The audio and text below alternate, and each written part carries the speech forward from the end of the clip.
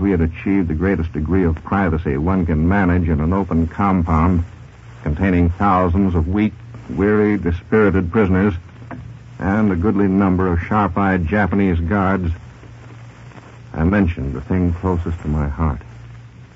Steve. Huh? Have we a chance of escaping? Escaping? Oh, maybe, Mac. I don't know. It can be done, I suppose. What's the matter with you, man? Huh? Oh, nothing. I don't know. Hey, look. What's the matter? Watch this. Against the wall. American, stand at the wall. According to the laws of this camp, this sentence is carried out. 2 of your squad of 10 have escaped. The other 8 must die. Do you wish to be blindfolded, or do you have the courage to face the firing squad? You got no right to do this to us. Quiet! I won't. I tell you, those 2 men did not escape. They were too sick to try it. Quiet! Eat! Eat! Stop it! Stop it! Stop it! Wait a minute! How dare you interrupt an action of the Imperial Japanese Army? We found them. The 2 men you said escaped. They were so weak, they fell into the latrine ditch. Where are they? Bring them here at once. I can't. They're dead.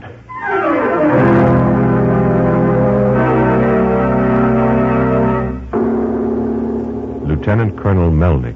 I shall never forget a little vignette that met my eyes every day at Cabanatuan and again at another camp to which McCoy and I were later transferred, the one at Davao. Picture a man walking around a compound enclosed in barbed wire. He massages his fingers constantly as he walks and stops now and then to massage his toes. A Jap guard follows him with his eyes, a smile on his face. The man is suffering from beriberi and maybe scurvy as well. The pain in his joints and extremities is excruciating. Medicine is what he needs, but a balanced diet would help enormously. Fresh fruits and green stuffs would do the trick. And out there in front of his eyes, green stuffs and berries grow in abundance. But the barbed wire stands between.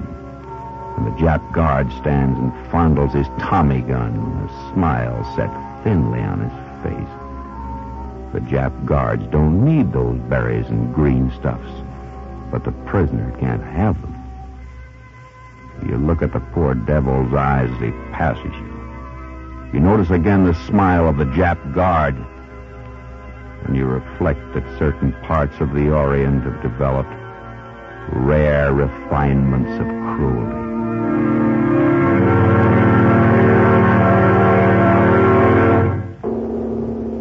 Commander McCoy. Not long after my arrival at Cabanatuan, I walked one evening in the compound with Melnick. Poor wretches squatted everywhere within my sight, their starved bodies slumped over. Suddenly, I saw a familiar face. Say, Steve, isn't that gun over there?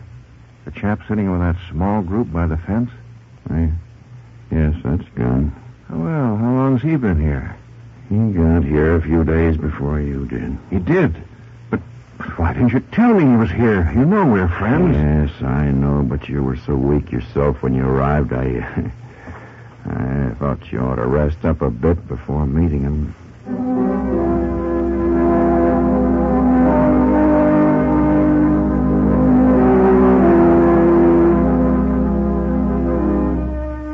No wonder Steve Melnick didn't want me to see Gun till I felt up to it. I looked down at this friend of mine, this man I had known for years, and I felt ill. It was as though someone had thrown acid in his face, searing it, discoloring it, taking all the life out of it. The same was true of the other men with him. I looked at Gun, fascinated. I could only stammer, You look awful. Why not? I was on Bataan. I made the death march. I was afraid to ask him about it. I sat down. Steve sat down. I tried to collect my thoughts and stared straight ahead towards one of the barracks. Good God! Huh? You'll get used to that. I had already become aware of the awful stench about the camp, but for the first time I noticed that outside of each barracks there was a neat row of bodies. Somehow I knew the bodies had been there for some time. Clouds of flies arose from them when groups of prisoners walked nearby. Yeah, Mac, you'll get used to that. But why don't they bury them? They? You mean the Japs? Well, then, why don't you bury them? Gosh, Mac. You must have had a soft time of it till now. You don't know the Japs. They should bury them. They should let us bury them before their sight has seared and desecrated our souls. I tell you, you don't know the Japs, Mac. Why, before we came here, we spent some time at another hellhole, Camp O'Donnell. At least 2,200 men died there in 2 months that I know of. The Japs wouldn't bury them. The Americans and Filipinos were so weak there weren't enough healthy men to dig the graves. As a result, the camp became so littered with bodies that you could hardly tell the living from the dead. With all of that, all the running water around the camp became polluted, which made more sick, more dead. Good God! Oh, yeah, you can gasp. But there are thousands of American witnesses to tell the truth of what I'm telling you. Once we decided to stand in our rights as prisoners of war. We insisted on seeing the camp commander and complaining to him. I can hear the little bullfinch now, sticking out his mangy little chest and shouting, I tell you this to your face, swine. I do not like Americans, and I do not care how many die, nor how they die. No, Mac. You don't know the Japs. You don't know them.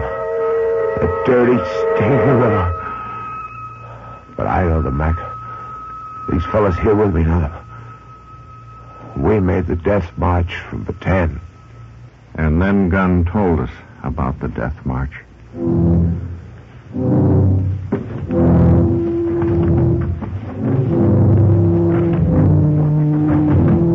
Bataan fell on April 8th, Mac. The Japs took 10,000 Americans and 45,000 Filipinos prisoners. They marched to San Fernando, Pampanga, a distance of 120 miles. 120 miles. We were marched in different groups. We went without water for days at a time. We went without food for most of the time. I personally didn't have a bite for days. I don't know how many days. I lost count.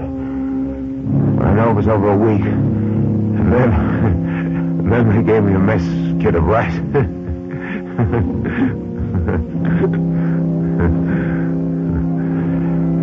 We often passed running streams. The Japs seldom allowed us to drink. A few prisoners tried it. Mostly Filipinos. They were shot down, cold-blooded. Oh, yeah, the Japs didn't mind when we drank from muddy carabao wallows, though. No, they liked to see us do that. That's where we got all the dysentery, I suppose. At the end of every day, Mac, the Japs dispatched those of us who looked too weak to make the march the following day. But they committed murder with a new twist. They made the condemned dig their own graves. And, brother, no matter how sick or wounded or near to dying you are, when a Jap with a sharp bayonet tells you to dig your own grave, dig. How you dig? A Jap... Shut up, Gun! Shut up! Fight. Can't stand it. It was one of the kids who had made the death march with Gunn. Gunn passed it off casually, but without smiling. Gunn will never smile again. Johnny doesn't like to think about it, gentlemen. But I can assure you on eyewitness testimony that a Jap with a helpless man in one hand and a bayonet in the other is a supreme artist. Just as if you didn't know. I'll kill him. I'll kill every last one of them. The dirty white liver. Sit down, Travis. Quiet, Johnny. Quiet, boy. Do you want him to hear you? Oh, no. Try to forget it, son. Try to forget it. I can't forget it, Commander. I can't. Boy, shh. Then get it out of your system. Talk about it. And that's what he chose to do. It happened a lot of times. But the first time it happened,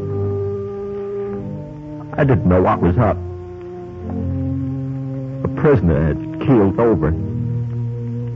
He'd been stumbling for hours. The Japs dragged him out of the line to a ditch by the side of the road. And they took me out of line. They took me to where the poor guy was lying in the ditch. One of the Japs handed me a shovel. Another jabbed a bayonet in me and shouted an order in Japanese. I didn't know what they wanted.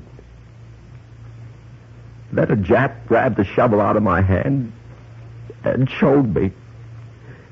He threw a few shovels full of earth on the unconscious soldier. Then he handed me the shovel. Dear God, it doesn't help to tell myself that he was more dead than alive.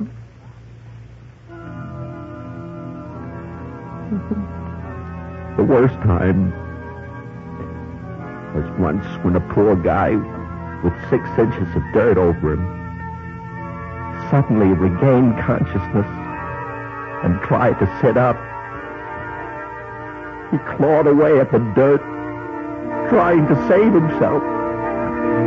Then the Jap bayonet stuck me in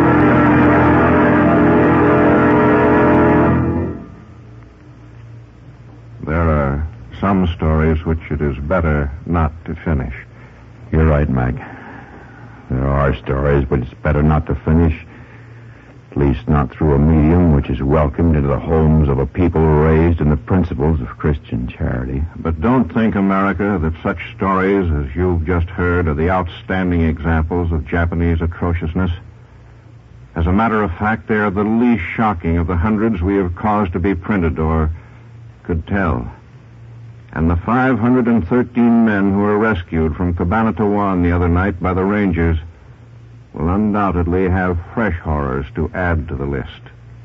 Unless the Japs have changed. But if your imagination fails you, think of the doings of the Nazis in the ghettos of Poland. Cast your minds back to the unholy times when tyrants impaled the heads of those who displeased them on the gateposts of their castles. Dwell upon the gentler arts and forms once practiced in the Inquisition torture chambers. Imagine the starvation of Athens, the filth and hopelessness of Devil's Island. Add all these up, you'll have a good picture of the Japanese treatment of American military prisoners in the Philippines. We were there. We know.